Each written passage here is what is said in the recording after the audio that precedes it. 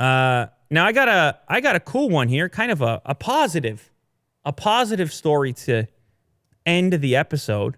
Breakthrough technology takes plastic from the ocean and uses it to make more plastic. No, but it's good because up until this point, believe it or not, it's been very difficult to turn ocean plastic back into usable plastic, which would be the most obvious thing, the place to put it. So Coca-Cola showcased some technology where they were able to create a high-quality Coca-Cola product and plastic bottle made out of 25% ocean plastic. So as opposed to the stuff just staying out there floating around, there may be some incentive to go collect it because now you can turn it into a commercial product. You can earn some money on it, so maybe you're going to do it. Now, presumably at the moment, it's probably not the most cost-effective solution to go pull this stuff out of the ocean to turn it back into new plastic bottles. They could probably make new ones for cheaper.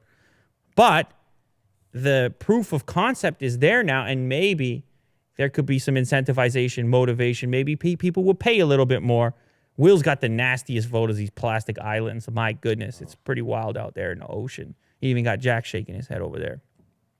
But anyhow, they retrieved 300 sample. No, they made 300 sample bottles. They retrieved a bunch of marine plastic. They don't say exactly how much from the Mediterranean Sea and beaches for this particular project. And it's actually the first time it's ever been done. It's the first ever plastic bottle made using marine plastic, which kind of surprised me when I read it. I was like, doesn't that seem obvious? Turn the plastic into more plastic, but it's far more complicated than it seems. This stuff is volatile. It breaks down, and then you can't reuse it the way the original functionality with the type of plastic that's currently being used for bottles. But the reason it was kind of unbelievable to me when I read it that it's the very first bottle made from marine plastic bottles is because of these shoes that I had. These shoes. So these ones are, I believe it's pronounced Parley. They're Ultra Boost shoes, obviously, from Adidas. But when I bought them, I was curious, like, what's this Parley situation all about? This is a collab between Adidas and another company specializing in retrieving marine plastics from the ocean as well. And so they teamed up and found a way to turn those marine plastics into some of the thread that's used on this actual this actual knit of this shoe came from the ocean, Will.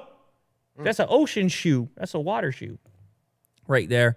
So that to me, I was like, I assumed that there were all kinds of industrial applications for this marine plastic, but it turns out it's just very labor intensive to turn it into usable stuff that isn't itself a plastic product in the end. So anyhow, point being, it's all very complicated.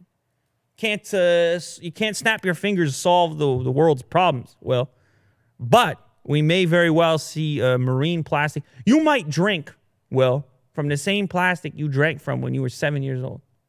Really? Yeah.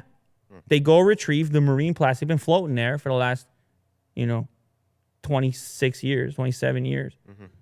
Whenever you drank it, they go retrieve it. Coca-Cola turns it back into a new bottle. You pick that up. 25% of that bottle came from your old bottle.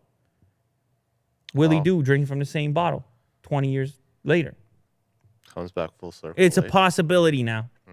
It's a real possibility. I might have your old bottle in these shoes right now when I wear them. I don't know. Mm-hmm. It's just a cool idea. You can imagine if it can become commercially viable to the point where that stuff is actually worth something to industry. You could imagine these giant boats out there just with incentive to collect this, to gobble it up because they can use it for something. That's the key. You have to be able to use the stuff for another commercial product to bring the correct amount of incentive to the problem. That's the best way to do it. So anyhow, there you have it. Lots going on. Nice story to end the day. Willie Doo, what do you want to say to the people out there in the world? Jack, the ones and twos, good job. You did good. That's all I have to say. I gave you a moment out here, and you used your moment for Jack. You use your moment to shout out Jack. Hold on. Segue here. Are you going to watch The Joker? Oh, The Joker. Yeah. You want to talk about The Joker? It's coming out. Actually, it is. It's not The Joker. It's just Joker. Yeah. Yeah, I would like. I would like to Joker watch it. movie. I would like to watch it. It comes out tonight. Last night. Oh, last night. Okay. Yeah. I'm probably not gonna have time this weekend, but maybe we'll do a team. Maybe we gotta do a team event. That's what I was about to say. Team Joker event Monday. Yeah. We'll think about it. You guys let us know if you think that's a good idea. All right, Will. You nailed it. You killed it. You read the sponsor. Yeah, it was a struggle, by the way, Will was very nervous about that. Okay, to be clear, I'm reading the sponsor. Am I doing it live? What if I screw it up? Whatever. I think he did a great job. Give him a round of applause. He'll never hear it. Well, he'll hear that one from Jack. Yeah.